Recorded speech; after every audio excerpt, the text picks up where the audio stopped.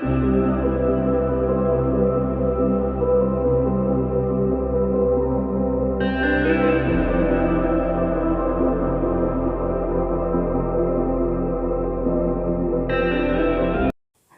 दोस्तों, सुनो कहानी चैनल में आपका स्वागत है। आइए सुनते हैं आज की कहानी। मनोसाबी। मुंह क्यों फुला रखा है? कहाँ फुला रखा है? मनोसाबी ने मुंह फुलाकर जवाब दिया। यह गुस्सा नहीं तो क्या है? चेहरे की बनावट है। पति मुस्कुराया, एक पैनी चुभती मुस्कान जिसमें कोरे ब्लेड का असर था। मनोसाबी का तन बदन जल गया। उसके हाथ में दूध से लबालब भरा भारी पतीला था। घर में रसोई बहुत दूर थी। वहाँ से उठाकर पतीला लाना और फ्रिज में रखना दिन का आखिरी काम था। तब तक मनोसाबी लस्त हो चुकती थी। क्या उसका पति उम्मीद करता है कि घर के भारी बेढंगे कामों में भी मनोसाबी की चाल जीना तमान जैसी हो? मनोसाबी ने आवेश में सोचा। उसने पति की ओर आंखों से नहीं, अंगारों से देखा। पति विरक्ति और वितृष्णा से बुझी नज़रों से उसकी ओर देख रहा था, जैसे आप सुबह उठकर घर में पड़े मैले कपड़ों का अंबार या झूठे बर्तनों का ढेर देखते हैं। पति की मुद्रा अवाक होकर भी सवाक थी। उसके रोम रोम से मानो इस वक्त एक ही शब्द निकल रहा था, लानत है। मनोसाबी को लगा जैसे किसी ने उसे मिर्चों का इंजेक्शन लगा दिया। मिर्च कॉम्प्लेक्स। उसी दिन भर की अपनी मारामारी याद आई। इसी इंसान के परिवार के लिए वह सारा दिन बाजार में धक्के खाती है, कभी राशन की दुकान पर, कभी सब्जी की दुकान पर। अपनी शक्ति और सहन शक्ति की आखिरी बूंद तक वह दांव पर लगा डालती है, और यह इंसान सावन के महीने में उसी वैशाख की आंखों से घूर रहा है। मनोसाबी को लगा कि वह तेवर, ताने और तोहमत के तिराहे पर भयंकर असुरक्षित खड़ी है। यह उसकी रोज की खुराक है। जब उसकी शादी हुई तभी शायद यह नुस्खा लिखकर किसी ने उसके हाथ में थमा दिया। यह लो, यह है शादी मिक्सचर। एक डोज ताना, एक डोज तेवर, आखिरी डोज तोहमत। सुबह शाम इसे पियो और सुखी सुहागन बनी रहो। बच्चे पहले ही सो चुके थे। पति मुंह फेर कर सो गया। फर्श पर से एक कॉकरोच बड़ी फुर्ती से दीवार पर चढ़ने की कोशिश कर रहा था। मनोसाबी को बदन में झुरझुरी महसूस हुई। उसने हाथ में स्लीपर लेकर इंतजार करना मुनासिब समझा। आखिर कॉकरोच दीवार पर चढ़ने में नाकामयाब हो फर्श पर स्थिर हो गया। मनोसाबी ने चुपके से उसके ऊपर स्लीपर रख दी। चटाक से मारने से उसका दिल दहलता है। चाबियां संभालने, पानी पीने और मुंह पर क्रीम लगाने जैसे कामों से निपटकर उसने स्लीपर हटाई, यह सोचकर कि कॉकरोच अब तक मर चुका होगा। मगर वह जिंदा था, साबुत, स्वस्थ और शांत। कुछ देर गुमसुम पड़ा रहकर न जाने वह कहाँ छुप गया। मनोसाबी को लगा वह खुद भी कॉकरोच है, हर हालत में जीवित और गतिशील। दबाने, डराने और भगाने से कॉकरोच की जिजीविषा में कोई कमी नहीं आती, बल्कि वह और प्रखर हो जाता है। एक बार किसी लेख में मनोसाबी ने पढ़ा था कि अगर तिलचट्टों से निजात पानी है तो उन्हें भूखा मार दो। मनोसाबी ने रात में रसोई से सब सामान उठा दिया। उसने कुछ भी रसोई में न छोड़ा, आटे की भूसी और आलू के छिलके तक नहीं। लेकिन तिलचट्टे कहीं नहीं गए, वे वहीं डटे रहे, नल के पास चिकनाई चाटते और साबुन खाते। मनोसाबी ने चिकनाई छुड़ा दी और साबुन उठा दिया। तिलचट्टे दरवाजे की लकड़ी चाट चाट कर जीवित रह आए। चमत्कृत है मनोसाबी। कीड़े मकोड़ों का संसार भी कितना विलक्षण है, कितनी गजब की समान धर्मिता है उनमें। सारा दिन इनसे साबका पड़ता है मनोसाबी का। हरी मूंग में हरा घुन, काली उड़द में काला घुन, चावल में बिल्कुल चावल के रंग रूप का कीड़ा, पालक में हरा कीड़ा, और तो और सेब में बिल्कुल सेब के बीज के आकार का कीड़ा। इन कीड़ों में कड़े से कड़े दानों को फोड़कर उनमें घुसने की क्षमता बेजोड़ है। भयंकर असुरक्षा के बीच सुरक्षा ढूंढते ये कीड़े मनोसाबी को अपने सगे भाई लगने लगे हैं। मनोसाबी का नाम उषा है, बड़ी बहन का नाम आशा था। शायद इसलिए उसका नाम उषा रखा गया। दरअसल नाम रखने में किसी ने माथापच्ची करने की ज़रूरत नहीं समझी। अपनी बहन से वह सिर्फ 11 महीने छोटी है। उसने माँ से सुना है, जब वह पेट में आई माँ को बहुत गुस्सा आया। एक बच्ची गोद में, ऊपर से फिर बच्चा। माँ ने उसे मिटाने के लिए सब कुछ किया। अपने पेट पर जोर से मुक्के मारे, मेथी उबाल कर पी, कुनैन खाई, पर उसे कुछ न हुआ। आखिर हथियार डालकर दादी ने कहा, चल हो जाने दे, जो बेटा हो गया तो क्या कहने, अगर बेटी हुई तो घूरे पे डाल देंगे या अस्पताल में ही छोड़ आएंगे। माँ ने भी धीरे से कहा, मुझे तो लगता है इस बार भक्त प्रहलाद ही आएंगे। जिस दिन वह पैदा हुई घर में चूल्हा तक न जला। फिर भी घर के लोग अहिंसावादी थे, इसलिए उसे कृपापूर्वक जिंदा रहने दिया। मोहल्ले की लड़कियों ने ही उसका नामकरण कर दिया और दादी ने दोनों को बुलाना शुरू कर दिया, आशा, उषा। स्कूल में लड़कियां उसे चिढ़ाया करती, उषा मनहूसा। भाइयों ने उसका नाम रख दिया बी मनूसा, मनूसा बी। जब मनूसा बी ने बीए पास किया तभी घर में उसकी शादी के प्रयत्न चलने लगे, किंतु उसका रंग, रूप और स्वास्थ्य तीनों गड़बड़ होने के साथ साथ घर की आर्थिक स्थिति भी गड़बड़ थी। अतः मनूसा भी बीए छोड़ एमए हो गई। फिर भी दूल्हा न मिला। दादी दिन रात कल्पती, गोबर की कंडी में कोड़ियाँ जड़कर लड़की बना दो, वह भी इससे ज़्यादा स्वरूप होगी, उसका भी ब्याह फटाफट हो जाए। पर यह, इसका तो भगवान ही मालिक है। इस मनहूस का ब्याह हो जाता तो मैं चैन से आंखें मूंद लेती। आधा जीवन दादी कभी किसी के ब्याह, कभी किसी के मुंडन का हवाला देकर अपनी मौत की तारीख टालती रही और इसी तरह उन्होंने उम्र के 80 बरस कमा डाले। जब सब उम्मीद छोड़ बैठे, खुद उषा भी, तो एकाएक एक दिन उसकी शादी तय हो गई। इससे पहले कि वह अपने भाग्य पर आश्चर्य करे, वह विवाहित थी। उषा का पति आर्य समाजी विचारों वाला कॉलेज लेक्चरर था। शादी के तत्काल बाद उसने पत्नी को एक संक्षिप्त सारगर्भित भाषण दिया, जिसमें उसने बताया कि उषा बेहद भाग्यशाली है कि उसका विवाह एक उज्जवल, चरित्रवान और आदर्शवादी सज्जन से हुआ है, जिसका हमेशा से एक ही सपना रहा है, समाज सुधार। यहाँ तक कि शादी को लेकर भी उसका संकल्प था कि वह किसी लड़की का उद्धार करने के लिए ही अपना ब्रह्मचर्य तोड़ेगा। चरित्रवान, सज्जन और आदर्शवादी तो उषा भी थी, पर वह वक्त अपने गुणगान का नहीं था। उसने अपने साधारण व्यक्तित्व में से एक असाधारण अस्त्र निकाला, सेवा और प्राणपण से पति के लायक बनने की कोशिश में लग गई। यह सस्ता, सरल और टिकाऊ अस्त्र तब तक बखूबी काम करता रहा जब तक उषा के हाड़ मजबूत थे और टांगों में चुस्ती थी। लेकिन कुछ सालों में बच्चों के जोश और बुजुर्गों के जुल्म की चोट सह सहकर पिंजर का पुख्तापन पीला पड़ने लगा और उषा थकने लगी। एक बार उसके घुटनों में जोरों का दर्द हुआ। कहाँ वह पहले सारे घर बाजार का चक्कर लगाती थी, कहाँ उसके लिए छत का जीना चढ़ना दूभर हो गया। वह किसी तरह अपनी अगड़ी टांग और सूजे हुए घुटने के साथ सारा दिन घिसट घिसट कर काम करती और शाम को हाय हाय करती बिस्तर पर पड़ जाती। पति ने उसकी ओर गहरी चिढ़ से देखा और मिर्च कॉम्प्लेक्स का इंजेक्शन निकाला। अब तुम गई काम से, यह बुढ़ापे की शुरुआत है। 8-10 दिन दर्दनाक गोलियां खाने से उषा ठीक हो गई, लेकिन उसे घर में अपनी हैसियत का बखूबी पता चल गया।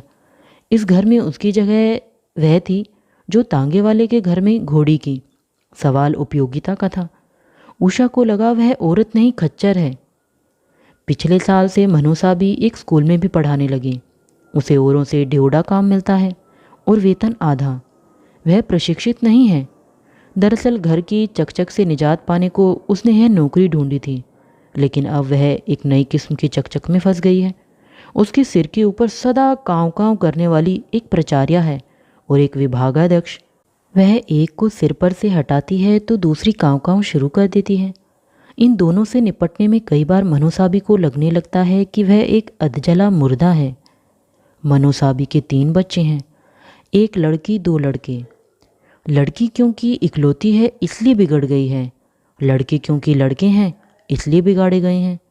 उनके लिए पूरा दिन एक तमाशा है और घर उड़दंग का मैदान। सुबह जब मनोसाबी को स्वयं स्कूल के लिए देर हो रही होती है, वह तीनों बच्चों को स्कूल के लिए तैयार करती है। बच्चों की कोशिश रहती है कि देर से देर में तैयार हों, मनोसाबी की कोशिश रहती है कि जल्द से जल्द तैयार हों। दोनों मोर्चे अपनी अपनी जगह पक्के हैं। मनोसाबी जितनी बार गुड़िया के बालों में रिब्बन बांधती है, गुड़िया हाथ से खींच उसे खोल डालती है। ठीक से नहीं बांधा, फिर से बांधो। गुड़िया शीशा हाथ में ले रिब्बन का मुआयना करती है और मुंह बनाती है। बाबा अपने आप तैयार होता है, लेकिन मनोसा भी जानती है उसे साबुन, पानी, मंजन से कितनी चिढ़ है। इन तीनों चीज़ों के बिना वह जितना तैयार हो सकता है हो लेता है। गुड्डू को नींद प्यारी है। रात वह देर तक हुड़दंग मचाता है। सुबह जब उसका रिक्शे वाला आकर दरवाजे पर टन टन करता है तब वह नींद में डूबे डूबे आंखें बंद किए आवाज़ लगा देता है, आ तो रहे हैं। मनोसा भी किसी तरह गीले तौलिए से उसका मुंह रगड़ उसको लेटे लेटे ही तैयार करने लगती है। गुड्डू को नींद में ऐसे विघ्न पसंद नहीं। जितनी देर में मनोसा भी पैंट का एक पांचा पहनाती है वह पैर झटक कर दूसरा उतार फेंकता है। यह क्रम तब तक चलता जब तक रिक्शे के सभी बच्चे मिलकर सांकल पीटने नहीं लगते, गुड्डू जल्दी बाहर निकलो, तुम्हारी वजह से हमें भी देर हो रही है।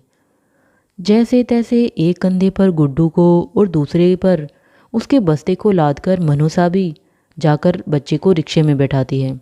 फिर जब वह घड़ी देखती है तो न नहाने का वक्त बचा होता है न ठीक से तैयार होने का। किसी तरह अपनी लीचड़ चप्पलों में अपने पस्त पैर डालकर वह घर से भागम भाग निकलती है। रास्ते भर एक इश्तिहार अपने शब्द बदलकर लगातार उसके साथ साथ चलता है। पाउडर मलिए, काम पर चलिए, नाश्ता निगलिए, काम पर चलिए। रास्ते में उसे कई बार लगता है शायद बिंदी टेढ़ी लगी है, लेकिन उसके पर्स में छोटा शीशा नहीं रहता। गुड़िया पर्स में शीशा रहने ही नहीं देती, चुपके से अपनी गुड़िया के लिए निकाल लेती है। रास्ते में पड़ने वाले पान वालों के शीशों में चेहरा देखने का यत्न करती मनोसा भी अंततः नाकामयाब होकर यह फिक्र और कोशिश दोनों छोड़ देती है। ऐसे में मनोसाबी को लगता है वह इंसान नहीं एक धक्का गाड़ी है। सुबह से ही ठेलमेल शुरू हो जाती है। आजकल मनोसाबी की आवाज़ काफ़ी भर्रा गई है। 8 में से 7 घंटे स्कूल में और 10 घंटे घर में बोलते बोलते गले की नसों में सूजन बैठ गई है। धीमे सुर में तो बिल्कुल नहीं बोल पाती। लड़कियों चुप रहो जैसे पंचम सुर पर ही गले से आवाज़ निकलती है। यूँ तो वह जब भी घर में बोलती है कोई उसकी सुनता नहीं है। अगर कभी पति उसकी ओर ध्यान देता है तो अचरज से कहता है, मैं इतनी पास बैठा हूँ, तुम इतना चिल्ला क्यों रही हो। वह लज्जित हो जाती है। उसे लगता है उसकी समस्त इंद्रियां अपनी संवेदनशीलता खोती जा रही हैं। न उसे स्पष्ट सुनाई देता है न दिखाई। कोई गर्म चीज़ हाथ को छू जाए तो फफोला नहीं पड़ता, बस वह पोर पथरा जाता है। कोई ठंडी चीज़ छू ले तो ठंडी नहीं लगती। और तो और जुबान भी मृत हो रही है। तीखी से तीखी सब्जी भी उसे फीकी और बेजान लगती है। जीभ को न मीठा पसंद रह गया है न खट्टा। हर चीज़ कड़वी या फीकी हो चली है। ऐसा नहीं कि मनोसा भी खाना ही नहीं खाती। घर के लोगों का तो ख्याल है वह दिन भर खाती है, ठूस ठूस कर। असलियत शायद यह है कि बैठकर तसल्ली से एक बार वह नहीं खाती। पकाते समय मसाला चखने के ख्याल से वह मुंह में कुछ डाल लेती है। बच्चों को खाना देते समय चखना पड़ता है कि किसी चीज़ में मिर्च तो नहीं। कभी कभी बच्चे पहले खा लेते हैं और पति बाद में। कभी कभी वे सब इकट्ठे खाते हैं, लेकिन यह इकट्ठापन नाम भर को है। सबको खाना परोस कर देने, पानी के गिलास भरने वगैरह में उसे साथ देने में देर हो जाती है। बच्चे महज आलू खुशी से खाते हैं, बाकी सब्जियों से उन्हें चिढ़ है। पति को आलू से चिढ़ है। मनपसंद सब्जी न होने पर बच्चे आधा पौना खाकर उठ जाते हैं और बिस्किटों से पेट भर लेते हैं। पति भी बेखटके झूठा छोड़ते हैं, बिना यह देखे कि उनकी दाल में दुर्लभ तड़का खास तौर पर डाला गया है। खराब न जाए इसलिए मनोसा भी उन सब की प्लेटों का बचा हुआ खाना अपनी प्लेट में डाल लेती है। सबकी प्लेटें खाली करते करते मनोसाबी को लगता है वह प्रेमचंद की कहानी की बूढ़ी काकी है। यह कहानी आज ही उसने कक्षा में पढ़ाई है। कई बार मनोसाबी को लगता है चीज़ों के बारे में उसकी पहचान धूमिल पड़ती जा रही है।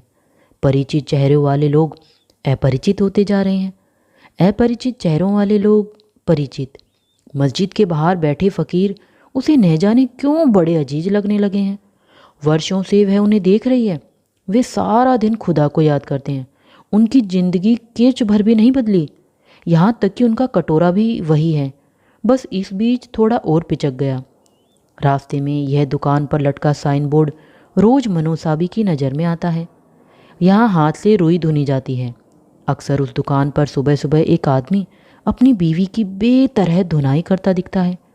उसके पास एक खटिया, कथरी और दो चार बर्तन दिखते हैं। दुकान में धुन की दीवार के सहारे निष्क्रिय खड़ी रहती है। जब बीवी की पिटाई नहीं भी हो रही होती, मनोसा भी उस साइन बोर्ड को कुछ यूं पड़ जाती है। यहाँ हाथ से बीवी धुनी जाती है। स्कूल के पास बैठने वाला बूढ़ा मोची भी उसे बेहद परिचित लगता है। चप्पल हर चौथे रोज कहीं ना कहीं से टूट जाती है। बूढ़ा बड़े जतन से चप्पल की मरम्मत कर देता है। अब तो पूरी चप्पल पर उसकी कारीगरी साफ दिखाई देती है। कभी कील ठोकते ठोकते उसकी उंगली चोट खा जाती है तो वह उस पर चमड़े की ही पतली पट्टी बांध लेता है, पतला प्लास्टिक चमड़ा। ये सब लोग वह दृश्य मनोसाबी को बेहद परिचय और आत्मीय लगते हैं। लेकिन शाम को जब मनोसाबी बच्चों का इंतजार कर रही होती है, तब यह पहचान गड़बड़ा जाती है। चौराहे पर झुंड के झुंड बच्चे रिक्शों से उतरते हैं। सब के सब एक से यूनिफॉर्म में होते हैं। सबके कंधों पर एक समान बस्ते होते हैं जिन्हें वह सोचती है अपने बच्चे हैं। वे आगे बढ़ जाते हैं अतरसुईया की तरफ। जिन्हें वह पीली कोठी के बच्चे समझती है, वे उसके अपने निकलते हैं। मनोसाबी के तीनों बच्चे बहुत सुंदर हैं, कुछ इस कदर कि नए लोग अक्सर मनोसाबी से पूछ बैठते हैं, आप इनकी कौन लगती हैं? मनोसाबी का पति बेहद सुंदर, सुरुचि संपन्न है। उसके हर काम में एक धैर्य और लय है। वह अपने को कांच के गुड्डे की तरह संभाल कर रखता है। न सिर्फ उसके कपड़े, उसका चरित्र भी बेदाग है। जैसे स्वच्छ वह दफ्तर जाता है, वैसा ही स्वच्छ लौटता भी है। जबकि मनोसाबी स्कूल से लौटते समय तक एकदम घामड़ हो जाती है। पसीने से उसकी नाक चमकने लगती है, बिंदी बह जाती है, धोती मुचड़ हो जाती है और ब्लाउज पर पसीने के छापे बन जाते हैं।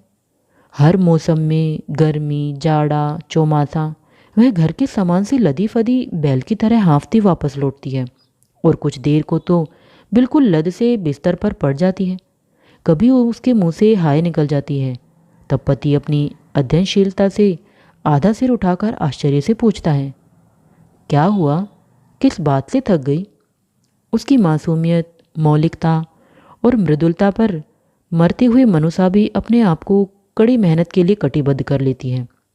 इधर मनोसाबी कुछ बेचैन रहने लगी है। वह खुद नहीं जानती कि क्यों उसका अंतर हजार सवालों से भरा खड़ा है। इनके जवाब वह किसी से मांग नहीं सकती और उसे अपना पूरा वजूद एक चलता फिरता प्रश्न पत्र लगने लगता है। मोटर के हॉर्न, चक्की की पुक पुक, फेरी वालों की हाँक और लता मंगेशकर के गानों में उसे क्यों क्यों क्यों की कान काटो ध्वनि सुनाई देती रहती है। एक दिन चौक में सब्जी खरीदते समय यकायक उसकी नज़र एक छोटे से लड़के पर पड़ी जो जोर जोर से चिल्ला रहा था, चाकू चोरी ले लो, रुपए में दो। लड़का मुश्किल से 12 साल का रहा होगा। सुबह के समय उसकी शक्ल पर उनिंदापन और मासूमियत दोनों थी। उसने 4 चमचमाती छुरियां हाथ में पकड़ी हुई थी। मनोसाबी ने उस पर ध्यान दिया तो पाया एक लोहे के तार से लटकती 20 छुरियां और चाकू उस बच्चे ने गले में पहन रखे थे। चाकुओं के धर्म से बिल्कुल निसंग वह सब्जी मार्केट में एक जगह खड़ा लगातार चिल्ला रहा था, गोभी काटने के लिए, गाजर काटने के लिए बढ़िया छुरी ले लो, रुपए में दो, रुपए में दो। एक दिन, 2 दिन, 10 दिन मनोसाबी उस लड़के को देखती रही। आखिर एक दिन उसने उससे सौदा खरीदा। बच्चा 2 छुरियां देने लगा। नहीं, एक ही चाहिए। 2 ले लीजिए बहन जी, सुबह से खड़े खड़े पैर बहुत पिरा रहे हैं। उसकी आवाज़ में थकान थी और हताशा। कितनी बेच लेते हो दिन भर में? कोई ज़्यादा नहीं जी, बस 2 किलो आटा आ जाता है। उसके गले में लटकती छुरियों की ओर इशारा कर मनोसाबी ने बच्चे से पूछा, इस तरह गले में छुरियां लटकाकर घूमने से डर नहीं लगता? नहीं जी, धंधे से कैसा डर, पर पुलिस वाले चैन से खड़े नहीं रहने देते, दौड़ा देते हैं। बैठकर क्यों नहीं बेचते? कहाँ बैठें, दुकान तो है नहीं। हमारा ग्राहक भी चलता फिरता, दुकान भी चलती फिरती। मनोसाबी पैसे देकर वहाँ से हट गई, लेकिन दिमाग से वह लड़का नहीं हटा। उसके गले में पड़ा वह चाकुओं का चंद्रहार बार बार उसे दिख जाता। इधर लड़के ने अपनी दुकान विस्तृत कर ली है। अब कमर से एक और तार बांधकर उसमें उसने कद्दूकस लटका लिए हैं। सब्जी मार्केट के एक कोने से दूसरे कोने तक अनगिनत चक्कर लगाता हुआ यह लड़का मनोसाबी को बेहद अपना लगता है। घर का सामान खरीद जब दाएं बाएं झोले लटका मनोसाबी घर की ओर लौटती है, न जाने क्यों उसे लगता है वे बिल्कुल उसी बच्चे की तरह चल रही है। उसके गले में पड़ी नकली सोने की जंजीर से असंख्य बोतलें लटक रही हैं, जिनमें तरह तरह के ज्वलनशील पदार्थ भरे हैं। पेट्रोल, मिट्टी का तेल, तेजाब और स्प्रिट। प्राय उसे इन सब से डर नहीं लगता। धंधे से क्या डरना, खतरा सिर्फ टक्कर का है। यूं उसे ठीक से पता नहीं, पर शायद इसलिए मनोसा भी बेचैन है।